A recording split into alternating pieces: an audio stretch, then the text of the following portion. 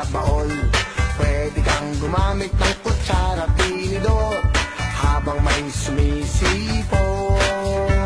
Itono mo ng ayos ang iyong gitara, nang hindi sintonado pag ako'y kumanta. Pag nagkaroon rin dapat